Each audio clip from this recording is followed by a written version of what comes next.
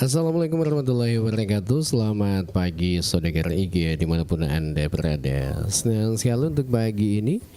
Ya, kita ketemu lagi di program acara Ogi Baru Menyapa, obrolan pagi seputar Baru Menyapa. Ya, tentu di hari Senin tanggal 1 Juni 2026. Ya, tepat di hari Senin ini tanggal 1 Juni, hari kelahiran Pancasila. Ya, tentu kita kayaknya hari libur ini hari ya. Dan sebelum kita tentunya menemani Anda, saya sapa dulu Bang Ilo yang sudah standby di studio 2. Assalamualaikum Bang Ilo. Waalaikumsalam warahmatullahi wabarakatuh. Iya, apa kabar ini Bang Ilo? Pagi untuk teman-teman semuanya, Bung Alil. Ini berapa pekan ini baru kita hadir lagi nih, jadi ya ini menjawab kerinduan dari beberapa teman-teman yang mana lagi obrolan pagi nih Bang Ilo dengan Bung Alil nih. Iya. Jadi pagi ini sekali nih kita sudah hadir kembali menemani Anda. Jadi untuk semuanya yang tetap bersama kami, ya mudah-mudahan Anda semua dalam keadaan sehat bersama dengan keluarga. Ya, walaupun ini hari libur kayaknya ini Bang Ilo. Ya. Iya, saya baru tahu juga nih kalau ini hari libur. Libur apa ya? Hari lahir Pancasila. Hari lahir Pancasila ya. Iya, betul. Oke. Jadi para pegawai negeri ini hari ini lagi upacara, ya. Kemudian ada juga yang melaksanakan kegiatan masih dalam suasana Idul Adha. Ya, tentu ada yang apa biasa tuh kok Idul Adha Bang Ilo. Ya, yang tunda kontrol enas tuh. Contoh Iya, waktu na kontrol, waktu na to ngekontrol. Ya Roni ya, makanya kak mage, Rona maro alada tuh ke pasae. Iya, akhirnya gua asangnya makada kapan relo beli balik tuh Pak lagi nani mandre daging tuh. Iya. Ternyata pernah pas saya lo mak gilid daging tapi Oh iya. Loke mak gilid daging. Mak gilid daging. Pak mega kapan kurban. Cuma memang saya lihat kemarin juga mungkin pengaruh efisiensi atau apalah ini kondisi ekonomi. Ada juga beberapa masjid yang tidak melaksanakan kurban, yang dulunya melakukan kurban potong sapi. Ada juga yang tidak. Iya. Karena kenapa itu Bang Ilo biasanya kan? Ya mungkin karena kondisi keuangan barangkali di masjid itu dengan orang-orang. Karena saya lihat ini rata-rata yang banyak kita lihat di komplek-komplek yang dimana yang melaksanakan kegiatan kurban itu karena patung-patungan itu. Iya.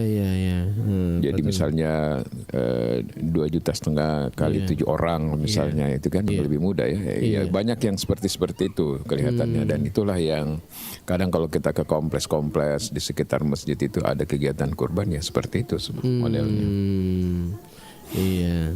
Jadi aneh nolak atau nama kasang nasangan ma peri kapang. Ya. Saya dengar kabar juga itu yang di Masjid Raya yang dulunya 20 ekor sekarang jadi 4 kayaknya. 4 ekor yang di iya. Ya itu kan bisa dijadikan indikator ya bahwa kondisi ekonomi memang betul seperti apa yang selalu dikatakan oleh pakar-pakar ekonomi itu bahwa ekonomi kita sebenarnya tidak sedang baik-baik saja. Iya. Seperti itulah. Tidak baik-baik saja.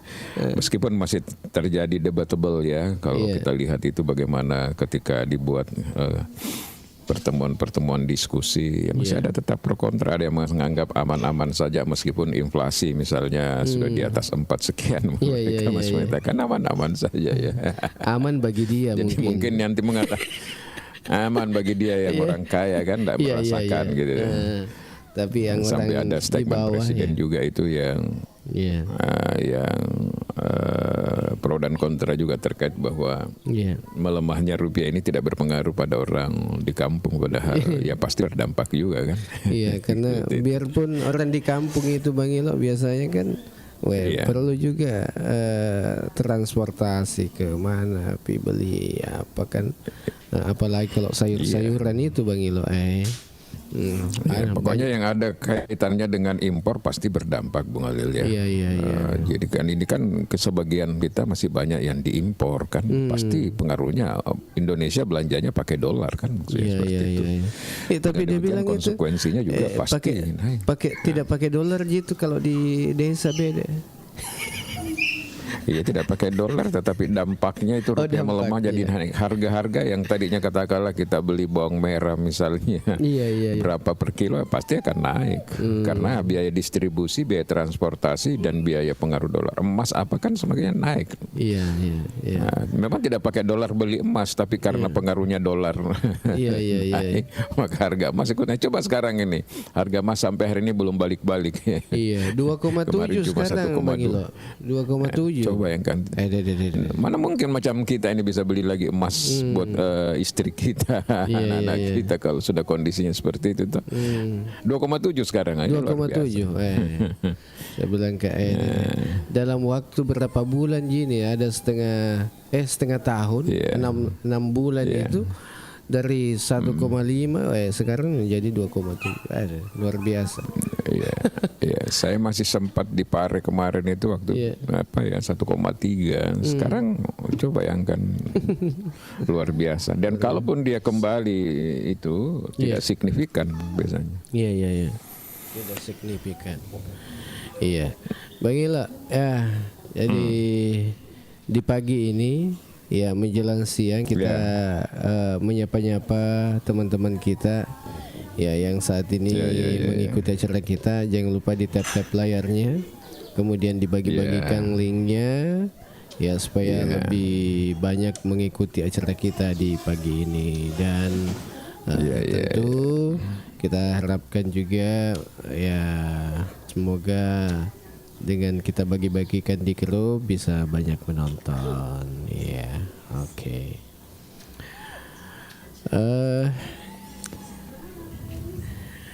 Bang Ilo, bagaimana?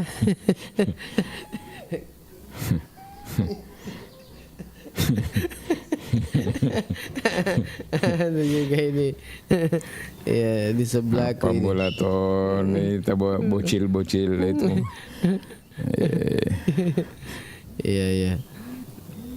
Ini kita ucapkan juga ini tentunya meskipun sudah beberapa hari lewat, kita ucapkan selamat Hari Raya Idul Adha 1447 Hijriah. Dan tentu mudah-mudahan kita semua dalam keadaan sehat bersama dengan keluarga. Mohon maaf lahir dan batin lah Bung Alil ya untuk semua teman-teman. Nah sekarang ini kan bertepatan dengan hari lahir Pancasila Bung Alil ya. Jadi kita punya tema tentu sedikit terkait dengan hari lahir Pancasila. Karena kalau kita lihat fenomena sampai hari ini terjadi dekadensi moral, sehingga itu perlu ada revitalisasi pendidikan, nilai-nilai kebangsaan kembali digalakkan di sekolah Bung Alil ya. Betul, Kalau dulu kita ingat waktu macam di zaman saya ini, saya tidak tahu Bung Alil ini karena tentu saya lebih tua lah.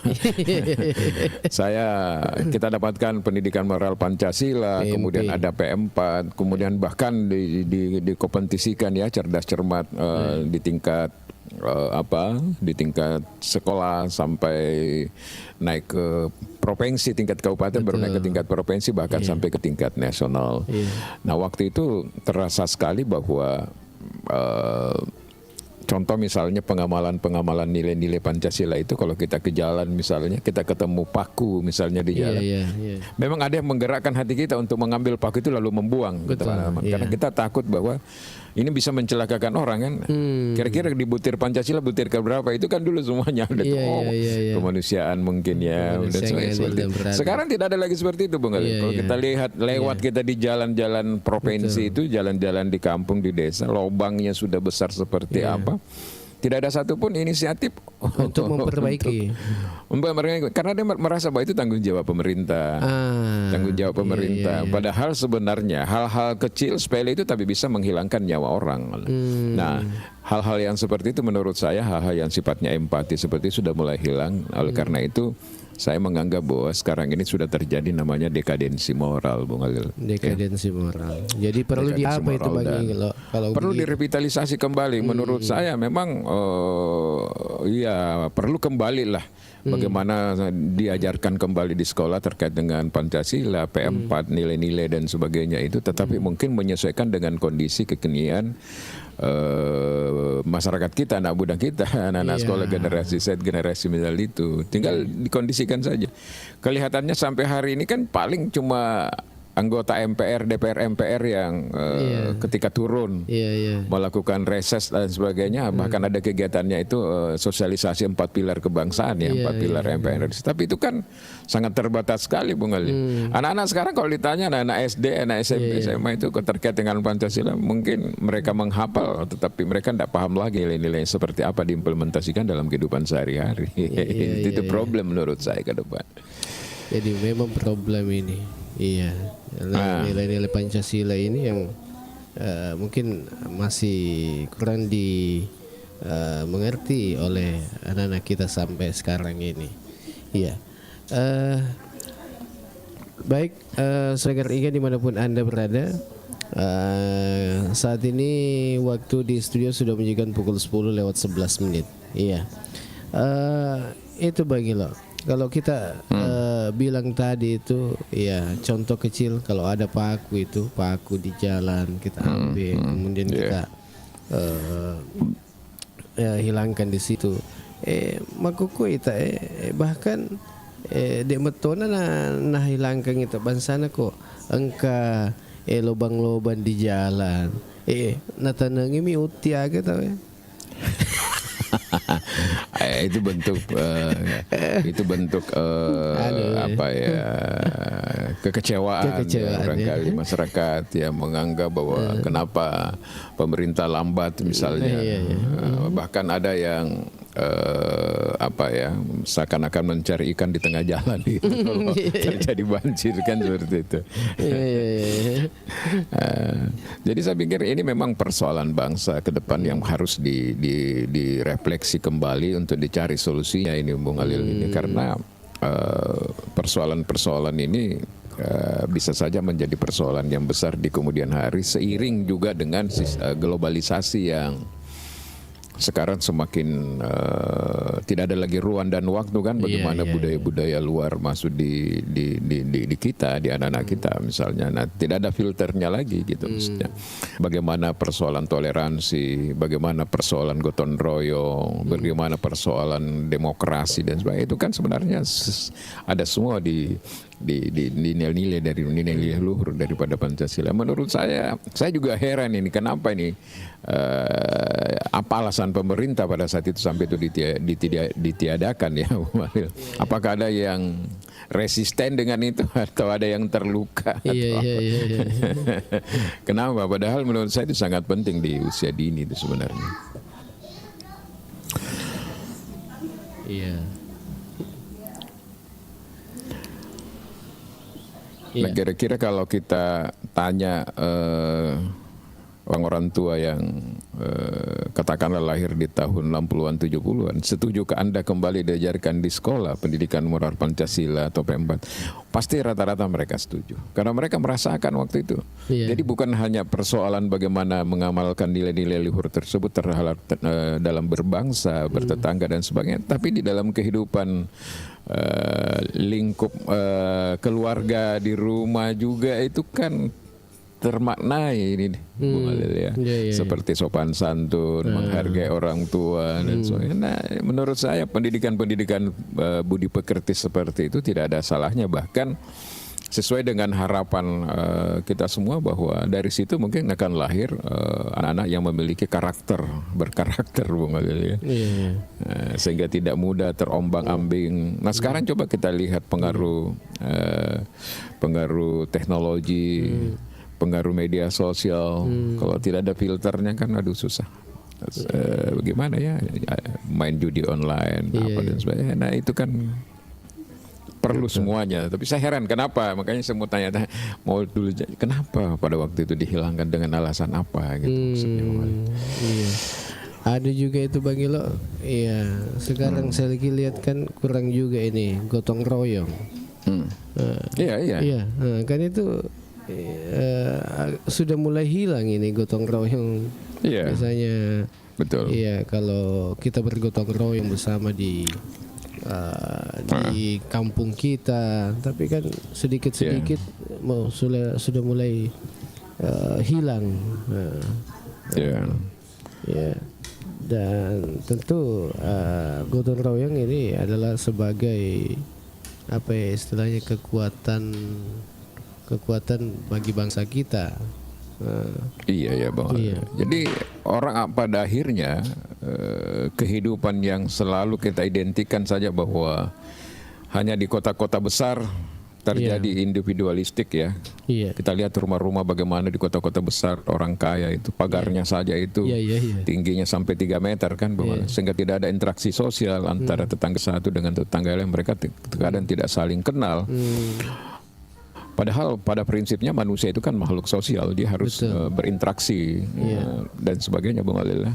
Nah, mungkin itu juga sudah mulai berimbas ke daerah-daerah, Bung Alil. Kalau kita lihat, kadang dulu kita kalau ketemu Pak Boting misalnya ada pengantin, di Panama Gagat tuh rumah mereka tuh ke kampung bikin apalagi namanya Walasuji. Kalau orang mau menikah itu Walasuji dan sebagainya. Nah, sekarang itu hilang, Bung Alil. Bahkan hal-hal yang prinsip dalam kehidupan kita ketika orang meninggal itu kan itu masih ada yang tersisa masih ada yang mengukir kayu ada yang mengambil cat dan sebagainya masih kelihatan, tetapi kalau dalam acara-acara pengantin hampir saya tidak melihat lagi yang seperti itu. Tapi malam ini tahu tenda perisa sekarang melo Pak Botita. Padahal dulu bukan lelo 1 bulan sebelum melo Pak Botita capu ni sekaru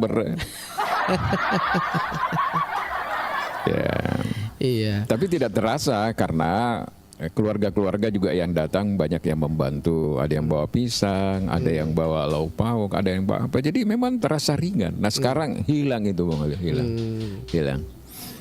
Makanya wajar, bukan wajar. Makanya biasa kalau ada terjadi musibah di tetangga kita, kadang nanti terjadi baru kita tahu. Karena itu tadi hubungan interaksi sosial itu semakin melemah. Interaksi sosial seperti itu. Iya. Jadi kalau untuk generasi muda kita ini Bang Ilo, kalau di Baru ini terkait dengan di hari lahir Pancasila ini, kalau kita menilai bahwa generasi muda kita di Baru ini agak juga bisa dibilang agak sudah kurang mungkin sopan santun atau apakah itu bagaimana itu Bang Ilo kalau kita jadi kalau pendidikan formal di sekolah tidak lagi fokus mengajari hal-hal yang seperti itu, Bang Alil, maka yang bisa melakukan itu adalah pendidikan informal yang dilakukan oleh biasanya itu dilakukan oleh organisasi-organisasi seperti Karang Taruna mestinya dia mengambil peran terhadap itu, Bung Alil. Karena bagaimanapun juga menurut saya PMP dan P4 ini kan dulu menjadi instrumen untuk memperkenalkan nilai-nilai dasar kehidupan berbangsa kepada peserta anak didik kita. Nah, sekarang banyak generasi yang tumbuh dengan pemahaman tentang gotong royong, toleransi, musyawarah dan cinta tanah air melalui pendidikan tersebut. Sekarang ini sudah tidak ada lagi. Makanya saya bilang terjadi dekadensi moral sekarang ini karena tidak lagi menjadi instrumen penting yang diajarkan bagi anak-anak sekolah saat ini. Nah, oleh karena itu kita harus mendorong ini sebenarnya bagaimana DPD RI dan anggota DPR RI kita ini mendorong kembali kepada Kementerian Pendidikan kita untuk kembali menggelorakan itu, Bung Alil, mengkampanyekan itu bahwa dengan kondisi bangsa di mana terjadi ancaman terhadap disintegrasi bangsa misalnya, Bung Alil, ada gejala-gejala seperti itu, maka tidak ada jalan lain kecuali bagaimana Pancasila ini dihidupkan kembali di anak-anak kita yang masih muda ini, masih belia ini, supaya ada perekat. Ketika oh ini saya tidak boleh begini nih, oh ini saya tidak toleran misalnya. Ini sekarang saya lihat serba terbuka seperti ini, orang ya dengan bebasnya. Kalau kita lihat konten-konten sekarang ini berbicara dulu dianggap tabu berbicara antara agama misalnya apa, sekarang bebas salah di orang menarasikan itu di media sosial ya Bung Alil. Iya. Perlu sebenarnya ada seminar khusus untuk membicarakan kembali itu Bung Alil. Iya. Jadi kita saat ini berbincang terkait dengan bagaimana nilai-nilai Pancasila hidup dalam keserahan masyarakat yang khususnya di Kabupaten Baru ini. Jadi tadi sudah disampaikan bahwa bagaimana mulai dari gotong royong, kemudian toleransi, kemudian kepedulian sosial, hingga semangat persatuan ya kalau mau dibilang ya.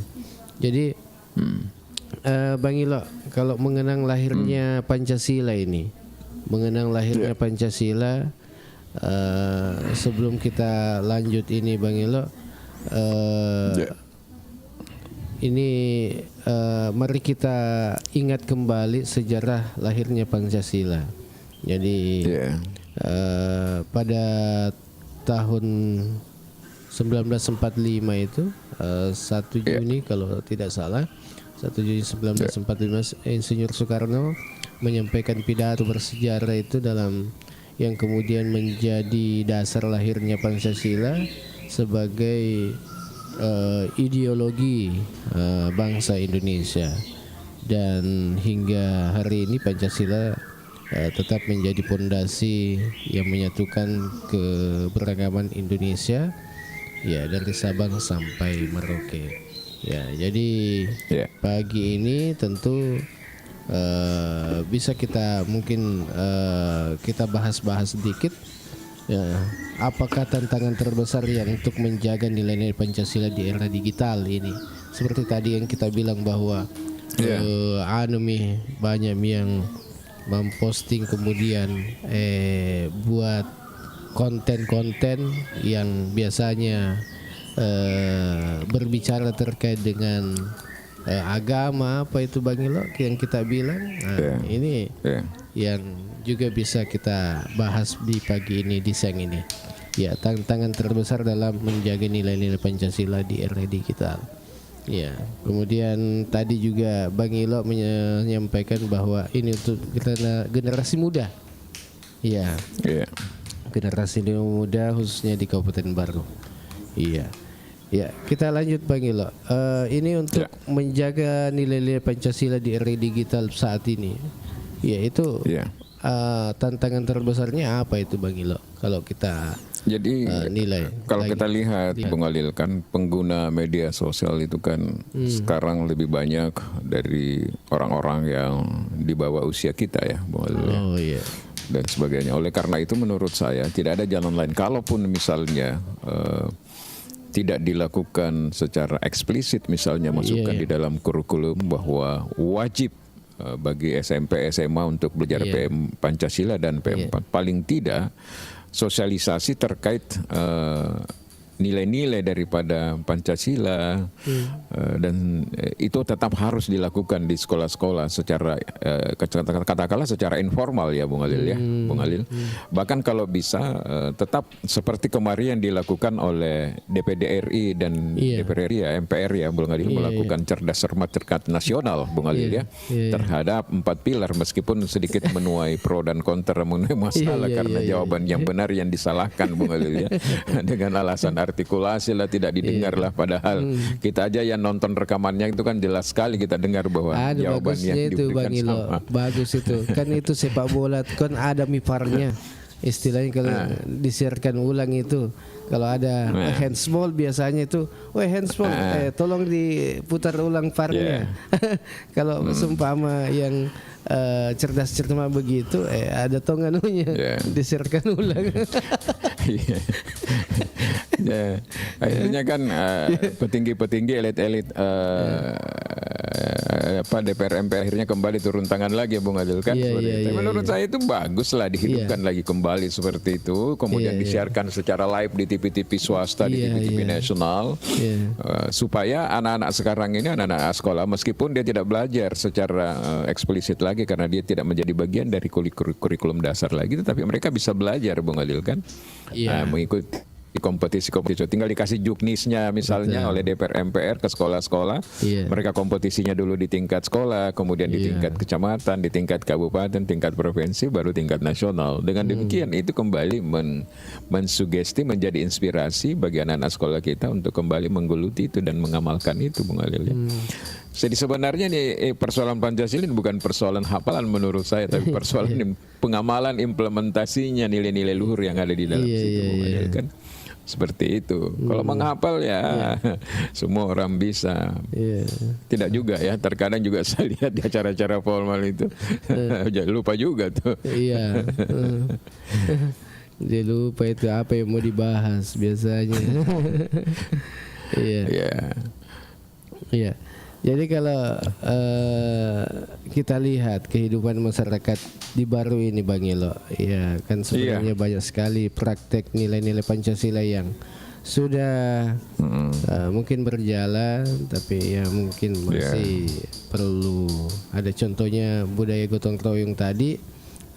Budaya gotong royong. Iya, yang sudah disampaikan, tapi tidak apalah kita ulang-ulangi. Ya, budaya Pak biasa mah Bung Alin anak gotong royong tahu. Ya rong kayak doi atau tokoh masyarakat itu mestinya menjadi contoh. Tanpa makara bami, iya Pak tanggungi anu nah. Bepana. Iya. Iya Pak tanggungi kopina tena dek nanalok ka Bung Alin. Iya. Si senai lo mantaji calon anggota, calon kepala desa makara si masyarakat Iya maju nih pale. Iya. Ini tosi tanggung doi nah, tapi dia utok dog.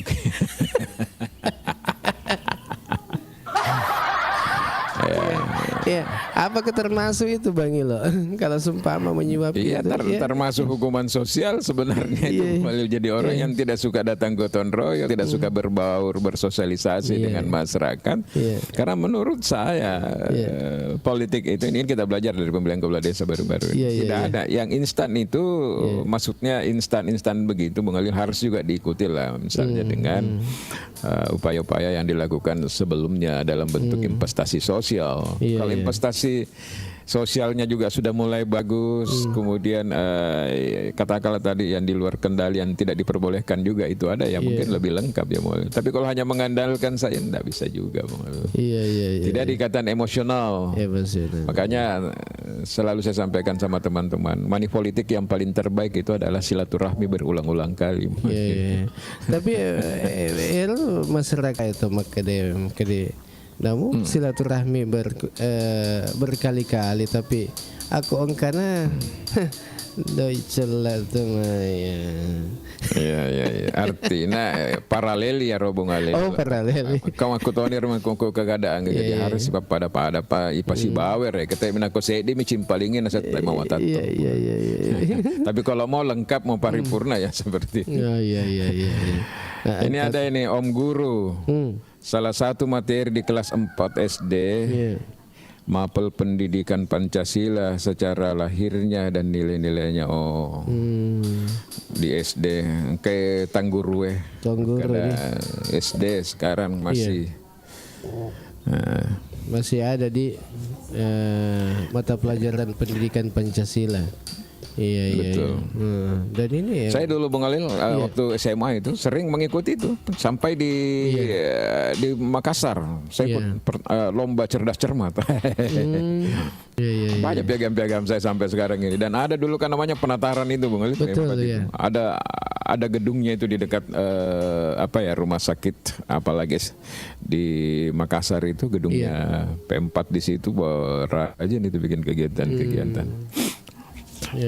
Nah, kalaupun juga misalnya ada di tingkat SD seperti itu, menurut saya ya perlu disosialisasikan, perlu ada dilakukan event-event seperti misalnya cerdas cermat, ya, seperti itu Bang Ali.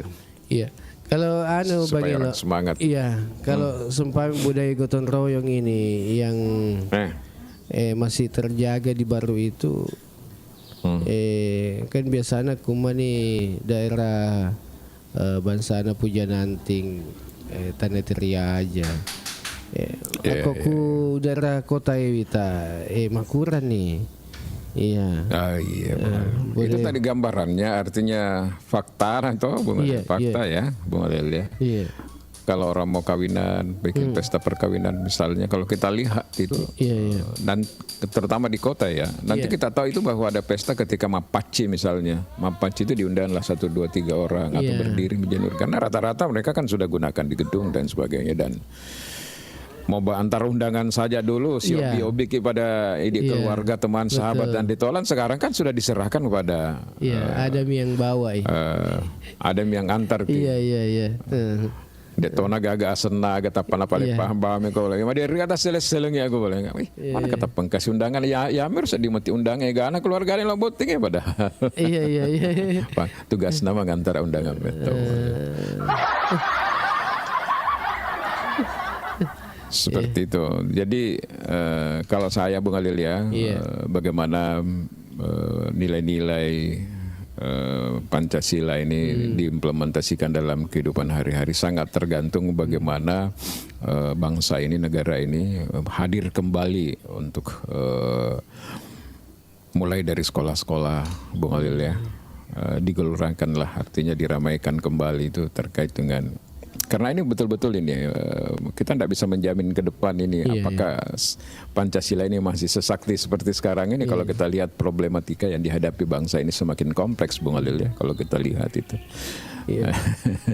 Kalau kita lihat ini Bang Ilo, apakah perkembangan teknologi ini memperkuat atau justru melemahkan nilai kebersamaan kalau kita lihat saat ini Bang Ilo? Menurut kita ini mestinya sebenarnya Bung Alil semua ada plus minusnya. Plusnya itu kan dulu kalau kita mau berkumpul dan sebagainya itu kan paling kita datangi satu-satu di rumah. Sekarang dengan teknologi kita bikin grup WA kan. Misalnya. Kemudian ilmu pengetahuan cepat sekali kan kita bisa dapat. Nah persoalannya adalah kalau tidak cukup kuat kita punya filter pengaruh-pengaruh dari luar ini yang biasa yang membuat kita anak-anak kita ini tidak tahan terkait dengan itu. Contoh misalnya hari ini diumumkan besok pagi kita akan gotong royong misalnya membersihkan got di depan rumah karena musim hujan tiba untuk menghindari penyakit-penyakit yang menular dari nyamuk dan sebagainya. Tapi malamnya demeng game semuanya sampai dengan jam 2, jam 3 semua. Akhirnya tidak ada yang berangkat tuh. Seperti itu. Karena sekarang orang dengan gadget misalnya, orang itu lebih senang berinteraksi dengan media sosial dengan HP-nya dibandingkan dengan kita aja kalau kumpul 1, 2, 3, 4, 5 orang masing-masing sibuk dengan HP, padahal tadinya tujuan kita datang ini bersilaturahmi, berkomunikasi kan seperti itu Bang Alil. Itu nggak bisa dihindari. Nah, oleh karena itu tergantung kita bagaimana mensiasati itu supaya ya tidak terjadi seperti itu Bung Alil. Jadi ada plus minusnya Bung Alil menurut saya. Kalau ada informasi secara nasional misalnya dalam bentuk pendidikan atau pengetahuan dan sebagainya itu kan mudah sekali didapatkan oleh anak-anak kita dengan platform media sosial. Tapi dampak negatifnya tadi itu kalau tidak siap kita punya filter, tidak siap kita untuk melakukan pembekalan terhadap anak-anak kita di usia dini. Nah ini persoalannya memang Bung Alil. Persoalan metode. Persoalan lopo, tanya persoalan bicu, persoalan lopo memang. Dan inilah ya perlu metode jaga ya. Bagaimana? Iya. Kemudian menjaga budaya ini, budaya lokal ini tetap sejalan dengan nilai Pancasila ini. Bagaimana menurut Anda ini? Kalau budaya lokal ini. Bagaimana menjaga budaya lokal agar tetap sejalan dengan nilai Pancasila yang tadi gotong royong itu kan budaya lokal gotong royong. Nah sebenarnya kalau kita lihat Bupati sekarang ini kan Bung Alil ini kan sudah mencoba sebenarnya itu memberikan inspirasi yang kuat, mengirim pesan kepada kita semuanya. Contoh misalnya hari Rabu. hari Rabu bersih-bersih. Iya, iya, iya. Iya kan ada program seperti itu ya Bung Alil ya. Iya. Nah, program bersih-bersih ini menurut saya mestinya seluruh instrumen yang ada di daerah ini bukan hanya pemerintah, semua pada saat hari Rabu itu ya secara gotong royong ya paling tidak dimulai dulu dengan masing-masing di rumah lah, di depan rumah begitu Bung Alil. Terus yang kedua nanti RT-nya, RW-nya yang mengkoordinir dan sebagainya, kemudian OPD masing-masing. Nah, cuma saya melihat gagasan dan ide dari Bupati ini Bung Alil. Itu nanti terlihat ada kegiatannya, publikasinya kalau ada kegiatannya juga Bupati Bung Alil. Oh, kalau sumpama kalau tidak turun kegiatan. Jadi memang jadikannya orang carmuk Bung Alil. Akhir. Ya cari muka, yang masih tipis mukanya yang tebal muka. ya seperti itu. Jadi rohnya sebenarnya itu tujuannya belum dia tangkap, Bung Alil. Seperti misalnya kalau kita bikin pagi itu Carefree Day misalnya, coba kita lihat itu ramai gitu kalau ada bupati, kalau tidak ada bupati tidak tahu kemana semua itu OPD juga itu. Ada padahal. Jadi memang kesadaran mereka itu bukan karena substansi daripada pesan yang dikirim oleh pimpinan, tetapi mereka menganggap bahwa ini adalah bagian strategi untuk ya itu tadi lebih dekat. Iya, cari muka. Iya. Padahal mestinya ini Bung Alil menurut saya OPD ini setiap hari Rabu sudah harus posting ini Bung Alil. Lurah, kepala desa, kepala dinas dan sebagainya itu hari Rabu bersih-bersih minimal di lingkungannya lah. Setelah itu mereka keluar dari lingkungan. Hari ini kita di pantai Ujung Batu, hari ini kita di Pangetai Sumpang Binange, hari ini kita di sini. Pokoknya bareng lagi dengan tanam pohon misalnya. Itu kan tapi ya hal-hal seremoni seperti itu ya belum masuk di dalam jiwa Bung Alil ya. Jadi masih seperti slogan saja ya. Padahal sebenarnya ya mungkin saja mungkin saja memang Bupati berharap bahwa itu adalah menjadi gerakan yang masif di semua instrumen pemerintah yang ada, bahkan masyarakat. Tapi kita kan menganggap biasa. Nanti kita tahu lagi ternyata hari Rabu itu ada gerakan bersih-bersih ya.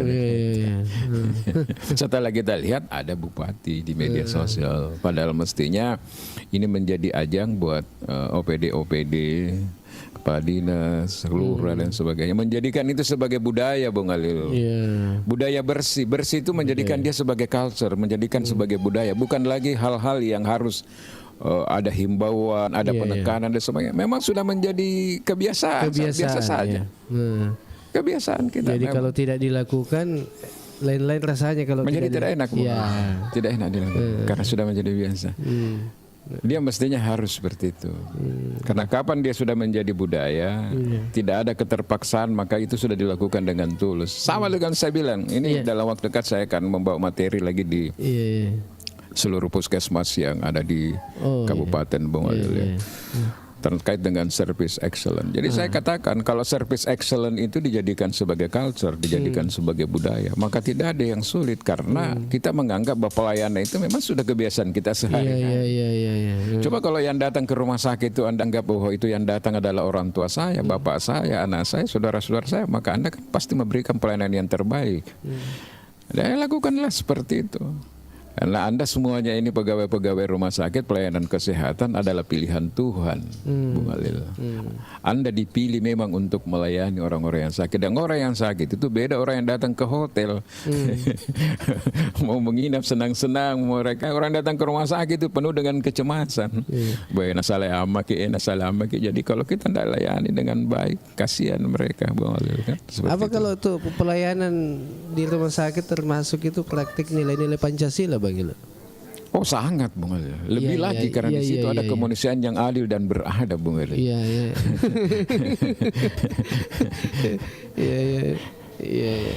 Ya kan maksudnya. Jadi di situ ada dimensi kemanusiaan. Tapi sekarang kan kalau kita lihat ini kita mulai keluar lagi dari sedikit.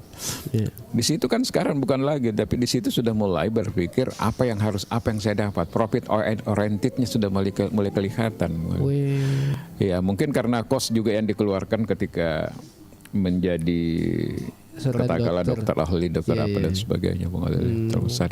Nah, sehingga jarang lagi kita melihat di rumah sakit itu memanusiakan manusia, tapi betul-betul dia hanya melaksanakan karena itu adalah bagian tugas dari profesional mereka.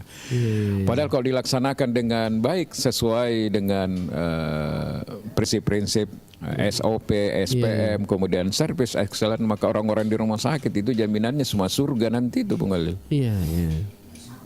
Surga kan? Coba bayangkan itu, Bung Alil, dia memberikan pelayanan yang tulus. Apalagi agama bilang innamal a'malu binniyat, kalau sudah niatnya betul-betul tulus untuk melayani, maka surga tempatnya. Kamai ini orang yang sehat, orang yang sakit tiba-tiba jadi sehat. Bukan cuma di tempat ibadah saja kita melayani, tapi kalau seumpama di rumah sakit kita layani secara baik ini pasien. Pokoknya surga tempatnya. Pasti surga. Dijanjikan oleh Allah. Pasti surga, Bung Ali. Dan itulah saya katakan orang-orang yang bekerja di rumah sakit itu orang-orang pilihan, karena perawat itu kalau jiwanya tidak di situ memang susah. Kalau hanya tuntutan kerja dia menjadi perawat memang agak susah. Harus panggilan jiwa memang di situ, Bung Ali.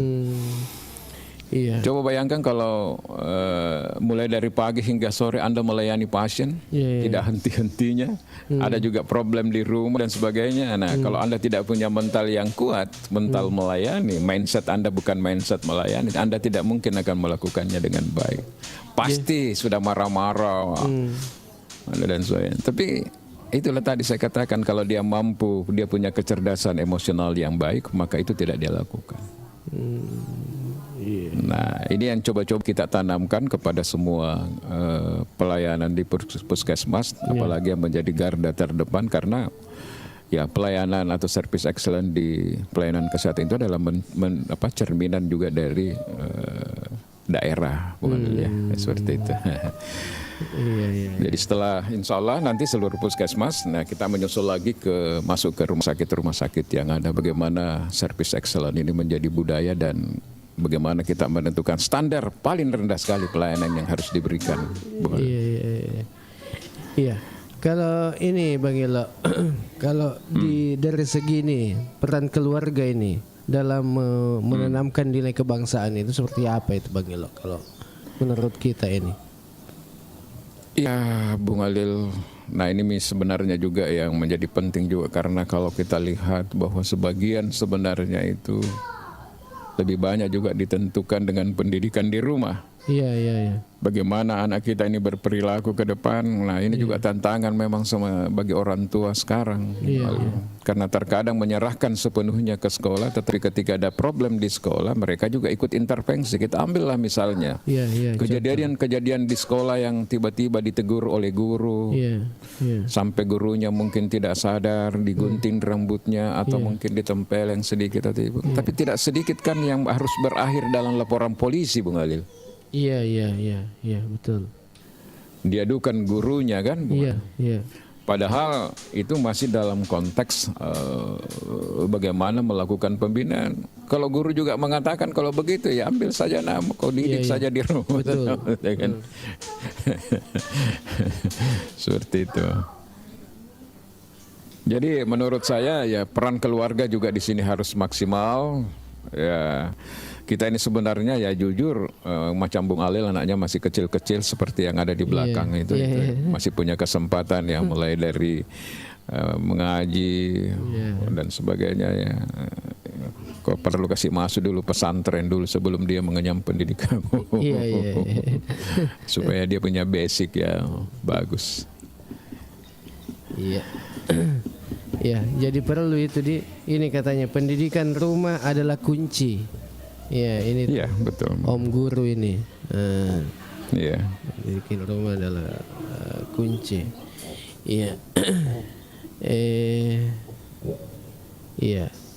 Jadi peran keluarga ini adalah perlu juga deh.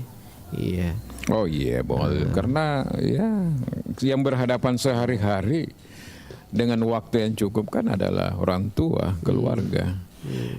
Coba kita lihat dulu kita waktu masih kecil itu sama orang tua, atau kita mau bagaimana saja itu kan kita penuh dengan tawadu ya, rasa segan, rasa takut. Kalau keluar harus minta izin dan sebagainya. Ada tamu kita hendak bagaimana kan itu kan semua pendidikan itu bukan hanya dapatkan di sekolah, tetapi juga peran orang tua. Nah sekarang masalahnya juga memang problemnya bukan ada di anak, tetapi juga ada memang di keluarga dengan kesibukan orang tua. Kesibukan orang tua, kemudian jarang di rumah apa dan sebagainya. Nah ini kan juga membuat anak ini dari startup awalnya ini settingnya ini kurang bagus. Jadi tergantung setting awalnya juga ini Bung Alil. Mumpung Bung Alil masih kecil, anaknya perbaiki settingnya dari sekarang. Bayangkan sekarang ini kalau kita lihat di media sosial, banyak sekali kejadian-kejadian sekarang. Anaknya masih sehat-sehat, kehidupannya cukup bagus.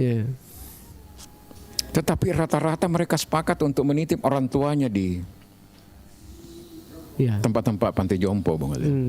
Itu kan miris hati kita, Bung Ali. Dengan entengnya dia mengatakan di media sosial bahwa saya sudah ikhlaskan ketika orang tua saya meninggal, dikuburkan saja di sini dan sebagainya. Jadi bagaimana itu, Bung Ali? Itu, dan saya melihat di media sosial bukan hanya 1, 2, 3 peristiwa-peristiwa seperti itu. Padahal kutoni ramon kesempatannya kapang ini untuk pada membalas budi balas budi. Padahal tidak sedikit mereka kehidupannya bagus dan tapi dengan alasan macam-macam, sibuk, tidak apa dan sebagainya. Akhirnya mereka serahkan sepenuhnya kepada pantai jompo, mereka hanya kasih duit saja dan supaya ada yang mengurusi. Padahal orang tua kalaupun ditanya dan dia bisa bicara, kalau dia masih normal pasti dia mengatakan saya tidak mau nak elok metok kasih bawa iko mita ya poku mita kok kasih tanya toro Andre mau langak doi apa dan sebagainya, begitu Bang. Tapi itulah maksudnya sekarang ya kalau kita lihat. Itu kenapa terjadi, itu juga bagian tadi yang menurut saya bahwa mungkin saja juga memang pada saat mereka kecil-kecil tidak terlalu matang dalam hal itu tadi. Jadi yang untuk apa yang harus kita lakukan ini agar semangat pemersatu terus terjaga di. Jadi bagaimana kita. Jadi mungkin juga ini Bang Ilo. Nilai sila mana yang ini yang sering Anda mungkin Om Ilo perhatikan ini dalam kehidupan sehari-hari? Kita tanya juga ini pendengar atau yang mengikuti menonton kita pagi ini. Mungkin ini makna dari Pancasila bagi kita semua. Nilai sila mana yang paling sering kita praktekkan dalam kehidupan sehari-hari? Bisa berkomentar di bawah. Jadi silakan Anda bisa komentar. Kemudian menurut Anda bagaimana cara mengajarkan Pancasila kepada anak-anak ini? Tadi sudah dijelaskan bagi lo bagaimana mengajarkan Pancasila kepada anak-anak, bagaimana kita hormat kepada tamu-tamu yang ada di, atau mulai yang kecil-kecil saja itu di Bang Ilo.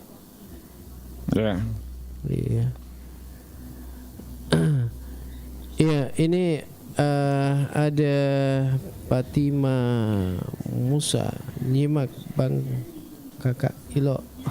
Bang Ilo.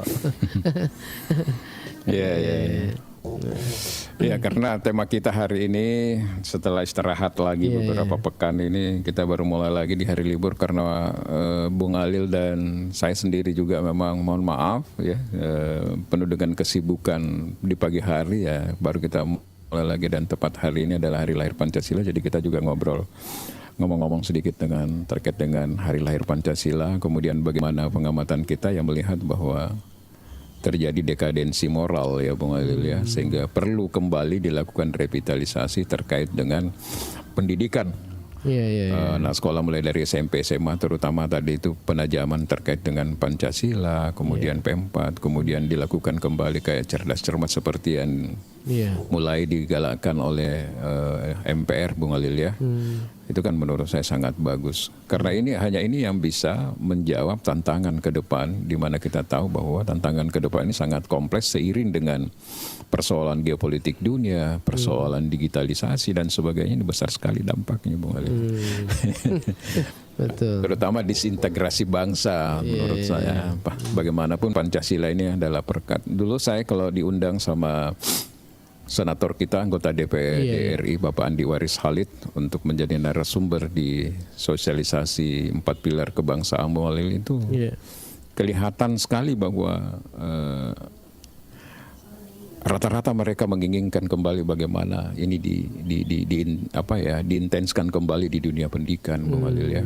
Kemudian dilakukan kembali sosialisasi yang sangat intens dengan lomba-lomba dan sebagainya. Karena itu tadi mereka sekarang banyak anak sekarang kita kalau ditanya tuh coba hafal Pancasila. Apalagi kalau sudah pengamalan nilai luhur dan sebagainya. Nah, berbicara tentu terkait dengan 4 pilar kebangsaan kan di situ pasti tulang punggungnya ada di Pancasila, Bung Alil, di urutan yang paling di atas.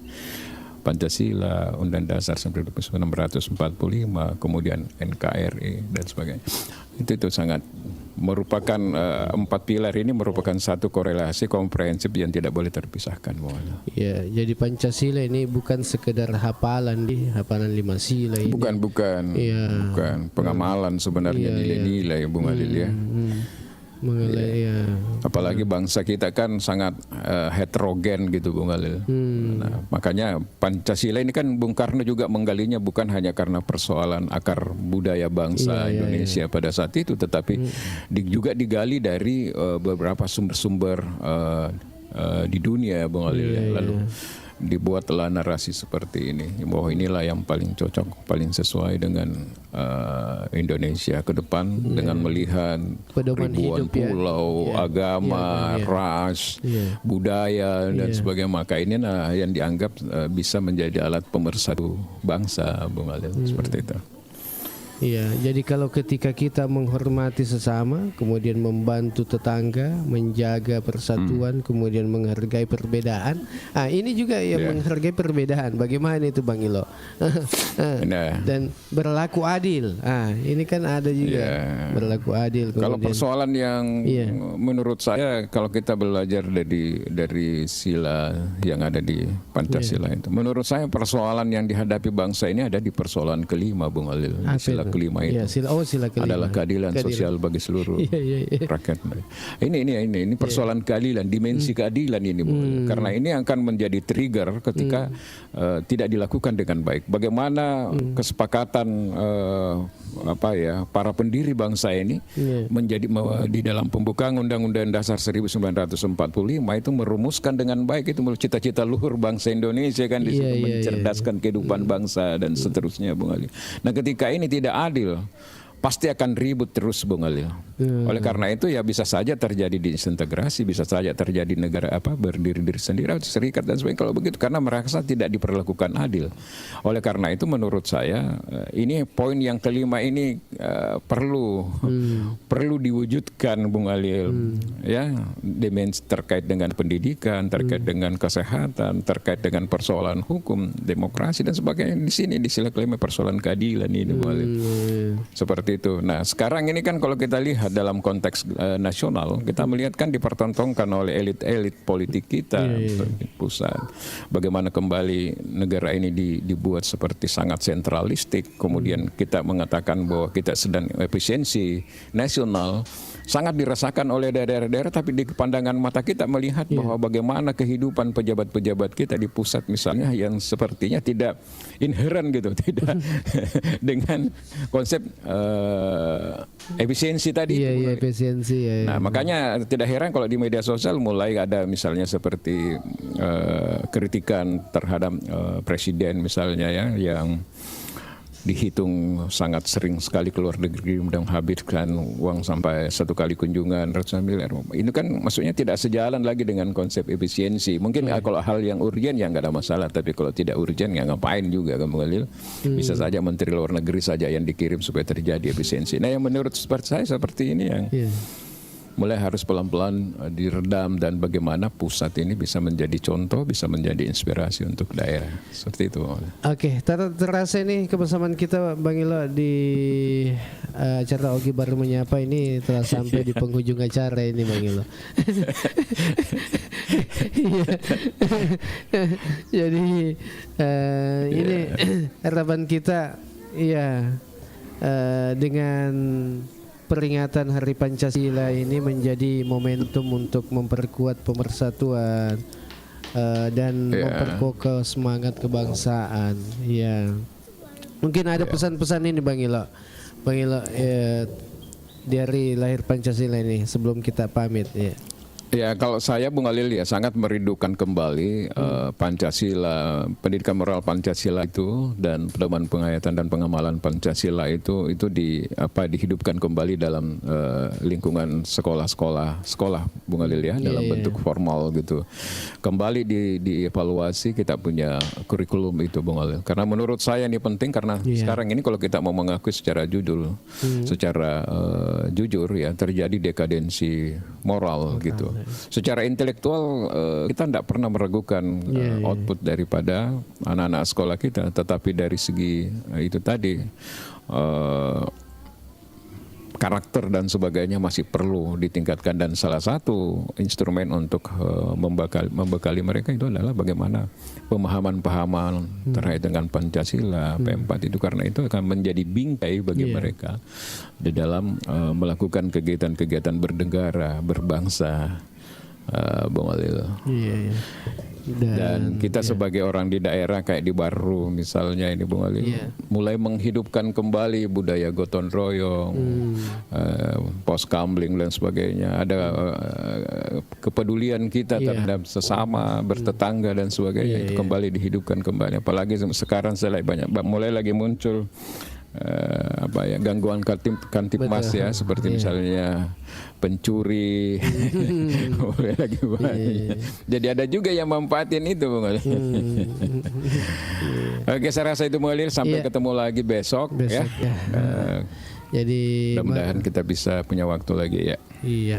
Jadi di peringatan Hari Pancasila ini, jadi mari kita tunjukkan bahwa nilai-nilai Pancasila ini tidak hanya diucapkan, tetapi diwujudkan dalam tindakan yang nyata di lingkungan kita, di keseharian kita.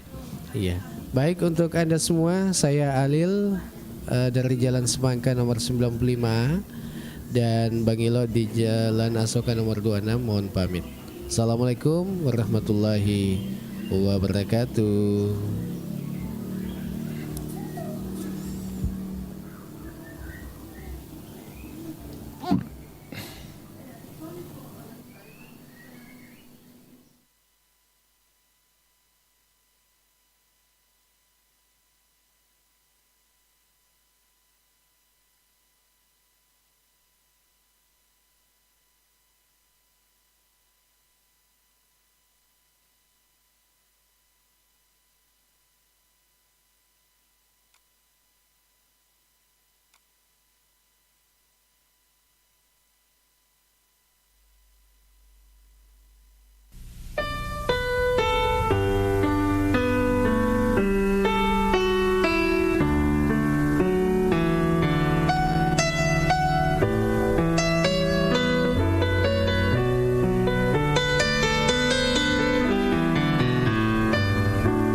Assalamualaikum warahmatullahi wabarakatuh.